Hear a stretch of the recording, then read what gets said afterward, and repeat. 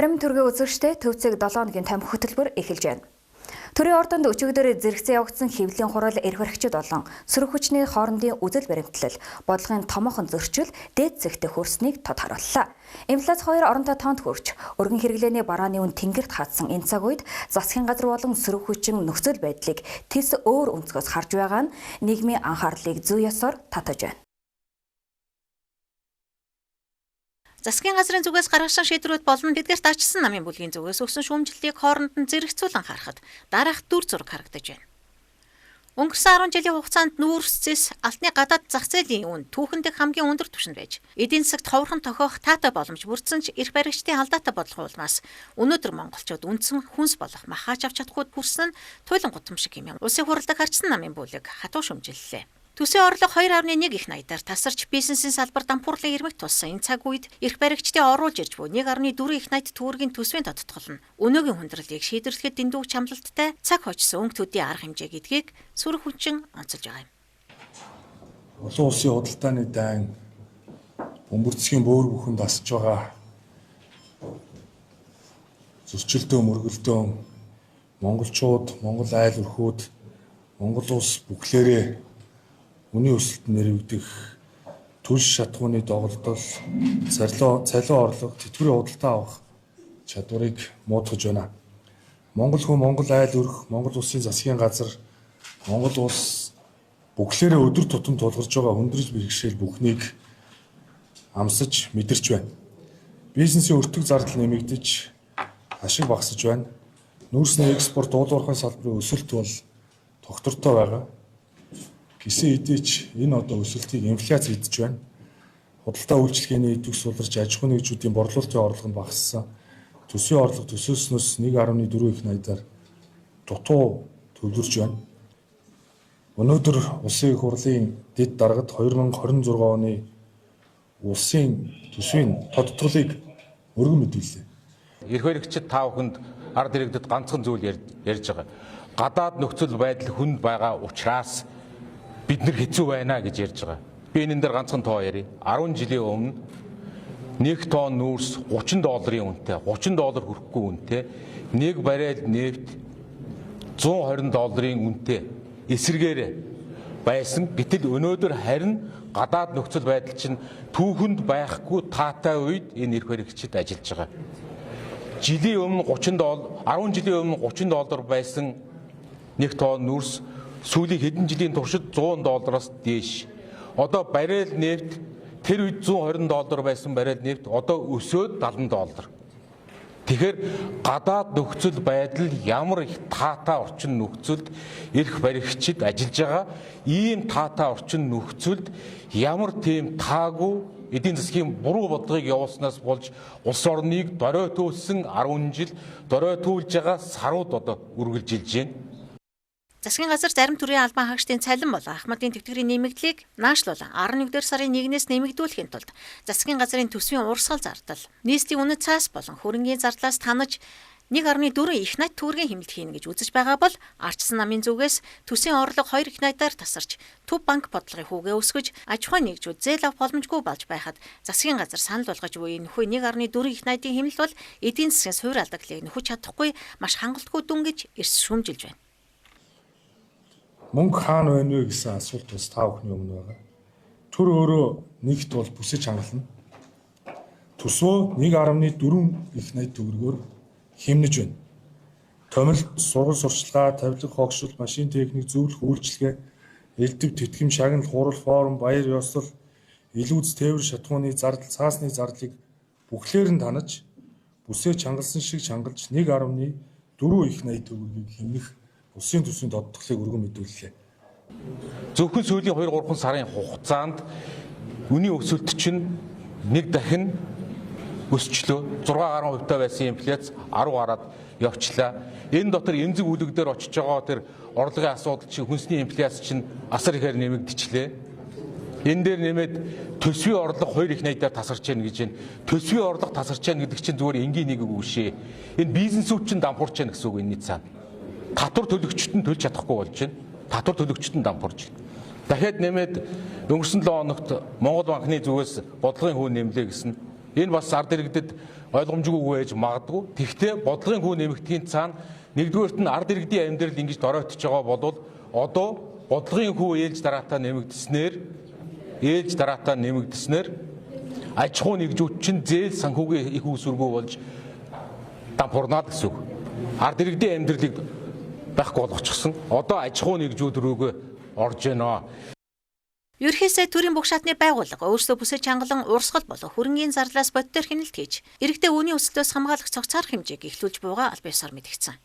Мөн стратегийн гол нэрийн бараа болох мах гурил шатхуун болон эрчим хүчний найдвартай байдлыг хангаж үүний өсөлтийг захимаар хянах шинэ тогтолцоонд шилжгээр төлөвлөж байгаагаа дурдсан. Харин сөрөг хүчний зүгээс энэхүү амлалт болон төсвийн тодтголыг бодит амьдрал дээр хэрэгж боломжгүй хэмээн нэцааж байна. Монголын эдийн засгийн суурь бүтцийг эргүүлжүүлэхийн тулд эх оны төсөвдөр нэмүртгийн албан татварыг 5% болгон бууруулах, төсвийн алдаглыг бүр мөсөн таслах, шаардлагагүй үрэлгийн яамдын тоог яаралтай цөөлөх гэсэн хатуу шаардлагыг ардчилсан намаас тавьж буй юм. Тэгэхээр одоо боловсрол, эрүүл мэнд, соёл, спорт, нийгмийн цалин, нийгмийн даатгалын хуулийн хэрэгжилтийг наашлуул суурь тэтгэвэр олох заалт, за стратегийн нөөцүүдийн хангамжийг тогтворжуулах, хэрэглэгчид эрчим хүчний салбарт ирэх одоо татаас буюу тарифын алдагдлыг татаас олох, гэрт ойр сургууль хөтөлбөр гэсэн төсвийн тогтолцоог өргөн барьж байна. Иргэдийн орлогыг нэмэгдүүлэх чиглэлээр та бид мэднэ. Нийгмийн даатгалын шинжилгээг их хурлаар баталсан. Энэ нийгмийн даатгалын багц хууль дээр бол суурь тэтгэвэр гэдэг ойлголтыг бүрдүүлж өгсөн. Суурь тэтгэвэр бол өндөр насны тэтгэвэр тогтоолгосон бол суурь тэтгэвэр болгож эхэлдэг. Суурь тэтгэврийг 100-аас 300 мянган төгрөгөөр тогтооно.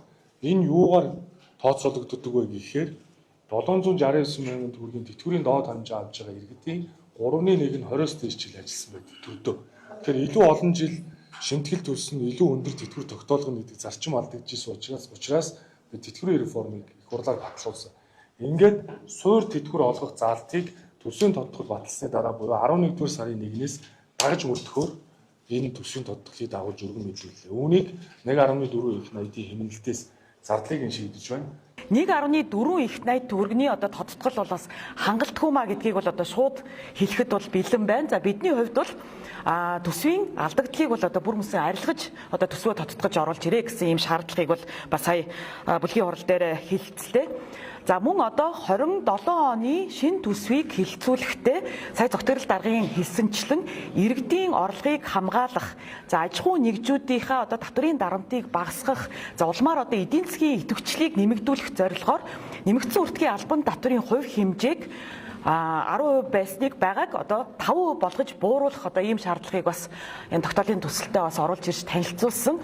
Ингэснээр бас одоо юу гэдгийг эдийн засгийн одоо идэвхжлийг нэмэгдүүлэх одоо энэ аж ахуй нэгжүүдэд дэмжих одоо бас бодлого, иргэдийн орлогыг хамгаалах, иргэдийн халаасанд одоо илүү их мөнгө үлдээх одоо ийм одоо бодлоготой бол нийцнэ гэж харж байгаа. Энэхүү улс төрийн зөрчилдөөнийг бодит ажил хэрэг болгох зорилгоор ардсан намаас эрх даваа гаргаас эхлэн орон даяар өөрчлөлт хөдөлгөөн өрнүүлж, сошиалд ойрлоод өнгөрдөг бус харин иргэдийн өөрчлөх, бүтээх санал шийдлүүдээс бодлогын түвшинд хүлээн авч ажиллах аль биесээр зарлалаа. Эх 7 хоногийн даваа гарагийн 24-өөс даваа гарагаас эхлээд ардчилсан нам Монгол орон даяар ард иргэдээ уриалж, аймаг сум баг хорооноос уриалж Монгол улсад өөрчлөе гэдэг үндэсний хөдөлгөөнийг бид нэр зарлах гэж байгаа. Өөрчлөе. Энэ болж байгаа бүтэж байгаа салбар, болж байгаа бүтэж байгаа ажил байна уу? Байхгүй нь тодорхой байна. Байхгүй бол хэдүүлээ өөрчлөлцгөө. Эрх баригчдын амлаж буй энэхүү шинжилэл нь бодит амьдрал дээр эдийн засгийн суурь гажгийг засаж чадахгүй байгаа тул сөрөг хүчний зүгээс тогтолцооны чанартай илүү радикал өөрчлөлт хийх заашгүй шаардлагатай гэж үзэж байгаа нь энэ 7 хоногийн улс төрийн гол өрнөл боллоо. Энэ 7 хоногт Монгол улс нэгдсэн үндэсний байгууллагын цөлжилтөд тэмцэх тухай конвенцийн талуудын 17 дугаар баг хурлыг эх орондоо зохион байгуулж, цөлжилт, газрын доройтол, гангийн асуудлаар дэлхийн 197 орны төлөөлөгчдийг Улаанбаатар хотноо хүл авлаа. 12,000 гаруй төлөөлөгч оролцож 250 тэрбум гаруй төгрөг зарцуулж байгаа COP17-гийн хүрээнд бодлого санхүүжилтээс эхлээд шинжлэх ухаан технологи, бизнес, орон нутгийн иргэдийн оролцоог хамарсан олон талт хэлэлцүүлгүүд эхэлсэн байна.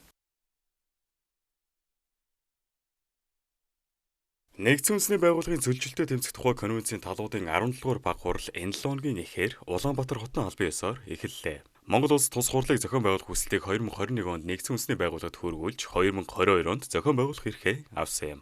цөлжилт, газрын дороотл, гангийн асуудлаар дэлхийн 197 орны төр засаг, эрдэм шинжилгээ, хувийн хэвшил, иргэний нийгмийн 12,000 гаруй төлөөлөгч оролцож байна. COP17-гийн гол хэлэлцүүлэг цэнхэр бүсэд үргэлжилж байгаа бол олон нийтэд зориулсан ногоон бүсээр дамжуулан байгаль орчны шийдэл, инновац, төсөл хөтөлбөрүүдийг танилцуулж эхэлсэн юм. Хурлыг нээж ерөнхий сайд учрал өмнөх хурлуудаар гаргасан шийдвэр амлалтыг дахин давтахаас илүүтэй хэрэгжилтийг хурдасгаж бодит үр дүнд хүрэх шаардлагатайг онцоллоо. COP17-гийн 2 дахь өдөр олон нийтэд зориулсан ногоон бүс албан ёсоор нээлттэй хийсэн юм. Энд төр, хувийн хвшил, иргэний нийгэм, эрдэм шинжилгээ, залуучуудын байгууллагууд байгаль орчны чиглэлээр хэрэгжүүлж буй төсөл технологи сайн туршлагаа танилцуулж байна. Нийт 900 гаруй төслийн санал ирснээс 480 төсөл 60 шилдэг туршлагыг хурлын хугацаанд танилцуулахаар болжээ. Олон улсын энэ хурал, энэ үйл ажиллагаа бол үнэхээр эхлэгээ хайрлан хамгаалах гэсэн энэ бидний хүсэл эрмэлзлийг илэрхийлсэн олон улсын эрдэмтэн судлаачтай, олон улсаас ирсэн зочид төлөөлөгчтэй өөрхөн хийсэн ажлаа танилцуулах, хамтран цаашид эхлэгээ хайрлах, этгээд дайдвараа сэргээх чиглэлээр төсөл хөтөлбөрийг хэрэгжүүлэх ийм сайхан боломжийг олгож байгаа ийм арга хэмжээ болж байна. Шинжлэх ухааны байгууллагууд газрын дороотл, цөлжилт, биологийн олон янз байдлыг хамгаалах чиглэлээр хийж буй судалгаа, инновацийн үр дүнгээ танилцуулж байна. Яг цөлжилттэй тэмцэх талаар ямар үйл ажиллагаа явуулж байгаа гэх юм бол одоо манай хөрөлөгийн удаа манай грин лабораторид, биотехнологийн лабораторид бол цөлжилт хэрхэн үүсэж байгаа ингээд хөрснийхээ шинж чанар нь ямар хөө байгаа улмаар одоо хөрсөнд шин дэжэл нь ямар хөө байгаа нэг хөрсний бордоогоор хэлхэн бордох уу хэлхэн одоо нөө цөлжиж байгаа хөрсийг ногооруулах гэдэг талаараа судалгаа хийсэн би 4-5 жил хийж байна. Харин хувийн хвшлийн байгууллагууд байгаль орчны хамгаалал, нөхөн сэргээлт, доктортой хөгжлийн чиглэлээр хэрэгжүүлж буй ажлаа олон улсын оролцогчдод хүргэж байна. За оюутлага компанийн хувьд цөлжилт газрын дороотлыг бууруулах чиглэлээр бол хийж байгаа томоохон нэг ажлын нэг бол оюутлага компанийн 100 сая мод хөтөлбөр байгаа. Тэгээд 100 сая мод хөтөлбөр нь бол Монгол улсын ерөнхийлөгчийн санаачилсан Тэпэн мод хөдөлгөөнд оюутлага компани 2021 онд нэгдээд 100 сая мод тарих амлалт авсан. За энэ ажлын хүрээнд бол хүн одоо мод тарихаас гадна одоо ойн салбарыг чадваржуулах, мэрэгчлүүдийг одоо бэлтгэх, за тэгээд үрийн нөөцийг нэмэгдүүлэх, тарь цуулгацын нөөцийг нэмэгдүүлэх тал дээр бол ажлуудыг хийхээр бол төлөвлөсөн байгаа. Тэгэхээр нийт ойжуулалтын одоо 60 саяыг бол бодитоор 40 саяыг бол ойн салбарт хөрөнгө оруулах чиглэлээр хийхээр төлөвлөсөн. Ногоон бүсийн гол зорилго нь зөвхөн төсөл танилцуулах бус хэрэгжих боломжтой санаачлагыг хөрөнгө оруулалттай холбож хурлын дараах бодит хамтын ажиллагааны эхлэлийг тавихад чиглэж байна. Мөн ногоон бүсийг хүрээд хөдөө аж ахуй, хүнсний үйлдвэрлэл, боловсруулах үйлдвэрлэлийг хөгжүүлэх эдийн засгийн тусгай бүсийн бизнес, хөрөнгө оруулалтын боломжийг танилцууллаа. Агросити, эдийн засгийн тусгай бүсийн төлөвлөлт, бүтээн байгуулалт, төсөл хөтөлбөрийг танилцуулж, үйлдвэрлэл эрхлэгч, хөрөнгө оруулагч, технологи нийлүүлэгч болон санхүүгийн байгууллагуудын хамтын ажиллагааг өргөжүүлэх асуудлыг хэлэлцсэн байна. Хөдөө аж ахуйн түүхэн эдийг зөвхөн нийлүүлэх бус дотооддоо боловсруулж, нэмэн өртөг шингэсэн бүтээгдэхүүн үйлдвэрлэх нь салбарын бүтээмж, экспортын өрсөлдөх чадвар болон ажлын байрыг нэмэгдүүлэх боломжтой гэж үзэж байна. COP17 үеэр цөлжилт, уур амьсгалын өөрчлөлт, газрын дороотлын асуудлыг шинжлэх ухаан, цаг уурын мэдээлэл болон орчин үеийн мониторингийн технологитой уялдуулах асуудал мөн хөндөгдлөө. COP17-гийн өмнө цаг уur орчны шинжилгээний газраас байгаль орчин уур амьсгалын өөрчлөлтийн яамны захиалгын дагуу хийгдсэн гол бүтээгдэхүүнээ танилцуулсан. Энэ бол Монгол орны цөлжилтийн атлас байгаа. 2021 онд шинжилсэн хамгийн сүүлийн атласаар бол Монгол орны нийт нутаг дэвсгэрийн 76.9% нь цөлжилт газрын дороотлолд ямар нэг хэмжээгээр өртсөн гэсэн ийм судалгаа гарсан бол 2026 оны хамгийн сүүлийн тайлангаар нийт нутаг дэвсгэрийн маань 81.9% нь цөлжилтэд өртжээ гэдэг ийм тоо статистик судалгааны үр дүн гарсан байна. Одоо нийт 5%-аар цөлжилтийн хэмжээ нэмэгдсэн боловч дотроо нэн хүчтэй, дунд, сул өөрчлөлт илрээгүй гэсэн англи байдаг. Тэгээд нэн хүчтэй ангиллийнх нь хэмжээ бол 16.2%-аар буурсан бас сайн мэдээ байна. Энэ бол нэг талаасаа одоо Монгол орны нутаг дэвсгэр дээр хурд үндэсний хэмжээ баг боловч хэмжээгээр нэмэгдэж байгаа. Нөгөө талаасаа бол одоо олон салбарын хамтын хүчин чармаалтаар энэ ойжуулалтын, ус хуримтлуулах, хөв зөөрөн байгуулах гэх мэтлэн одоо энэ төсөл хөтөлбөрүүд хэрэгжүүлж байгаагийн үр дүн гарч байгаа болов уу гэж харж байна. Элсэн болон шорон шуурганы нөхцөл байдлын талаар олон улсын бүс нутгийн хурлууд явагдаж байна. Манай хамтарсан зохион байгуулалттайгаар бүгд найрамд Хятад ард улс, бүгд найрамд Солонгос улс, Япон улсуудын эрдэмтэн судлаач нар ирээд Монгол орноос үүдэлтэй элсэн болон шорон шуурганы нөхцөл байдлууд, за гол одоо их усүр болдог бүс нутгууд тэн дээр хийгдэж байгаа мониторинг одоо шинжилгээний ажлуудын чанар үүнийг хэрхэн сайжруулах талаар тэгээ хариу авах арга хэмжээний талаар хэлцэж байна. Цаг уурын эрсдлийг урьдчилан тооцох, газрын дороотлын явцыг тогтмол хянах нь цаашдын бодлого, төлөвлөлтийн чухал суурь болохыг мэргэжилтнүүд онцолж байна. Үүнтэй зэрэгцэн байгаль орчин ESG болон нүүрс төрөгчийн мониторингийн нэгдсэн цахим платформын талаар санал шийдлүүдийг танилцууллаа.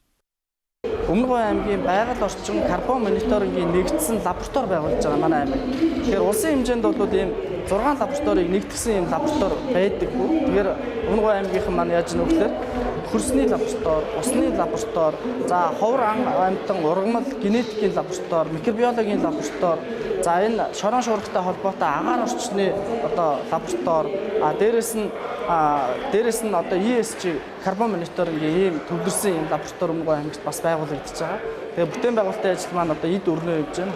2028 онд энэ лаборатори маань ашиглалтанд орно. Тэгэхээр өмнөгчүүд бол ийм том лабораторитой болж байгаа нь өөрөө яаж нөхлөөр нэг талдаа уул уурхайн бүс нутаг, нөгөө талдаа шинжлэх ухааны бас нэлээд тийм том өсрөнгөө хөгжилтэй тийм бүс нутаг болж ийм хөгжих ийм боломжтой байгаараа онцлогтой байна.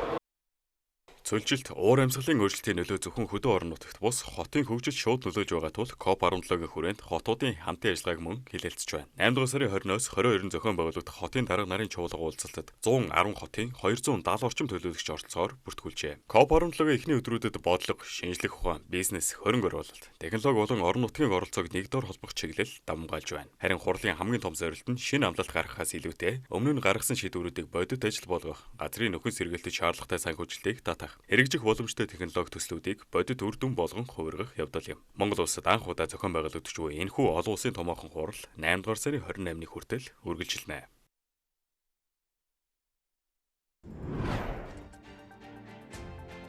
COP17 цөлжилт газрын дороотлын эсрэг олон улсын хурал эхэллээ. Дэлхийн 110 хотын төлөөлөгч Улаанбаатар хотноо чуулж уур амьсгалын эрсдлийг хэлэлцэж эхэллээ. Ерөнхийлөгч асан хэлбэгт орж авилгатай тэмцэх газарт мэдүүлэг өгчээ. Ерөнхий боловсролын сургалтын үйл ажиллагаанд Facebook болон бусад цахим групп чат ашиглахыг хориглолоо. 1-р ангийн цахим бүртгэл эхэллээ. Нийслэлд шахам түвшний борлуулалтын 500 цэг ажиллана. Хөтөлбөрийн хөлсний доод хэмжээг 1 сая төгрөг болгон шинжиллээ. Шатууны түгээлтэд хяналт тавьж хариуцлах тооцно. Ногоон өртөө ашиглалтад орлоо. Олон улсын олимпиадад Монголын сурагчид өндөр амжилт үзүүллээ. Засгийн газар 2028-аас 2030 он гэхэд Монгол улс эрчим хүчний хувьд бүрэн бие даах зорилт тавин ажиллаж байна. Цагдаагийн ерөнхий газар шонхор шувуу барих зөвшөөрөл болон газрын тосны компанитай холбоотой маргааныг шалгаж байна. Бүгд найрамд хятад ард улсаас шатхуун тогтмол авах квот хүслээ. Ухаалаг камераар хуурамч дугаартай 14 тээврийн хэрэгсэл илрүүлжээ. Хомцор савыг дахин боловсруулахын ашиг тусыг судлав. Ерөнхийлөгчид хамгийн газрын дарга цэрэг зэвсэглэлийн зарцуулалтыг байгаль ихэд зориулахыг уриаллаа. 2030 он гэхэд газрын дороотлыг сэргээхэд жил бүр дор хаяж 355 тэрбум $, шаардлагатай. 11-р сарын 1-ээс агмуудын тэтгэр дунджаар 220 мянгаас 233 мянган төгрөгөөр нэмэгдэнэ. Агроситийг үйлдвэрлэл, хөрөнгө оруулалтын нэгдсэн төв болгон хөгжүүлнэ. Дугуй болон мопедийн тусгай игнийг тэмдэглэх ажил үргэлжилж байна. Шадар сайд эдийн засагт төрийн оролцоог багасгаж, хувийн эвшлийг дэмжих ажлыг онцоллоо. 179 төрлийн эмийг нэг хүүсвэрээс судалдан авахар үнийн санал авах хүсэлт хүргүүллээ.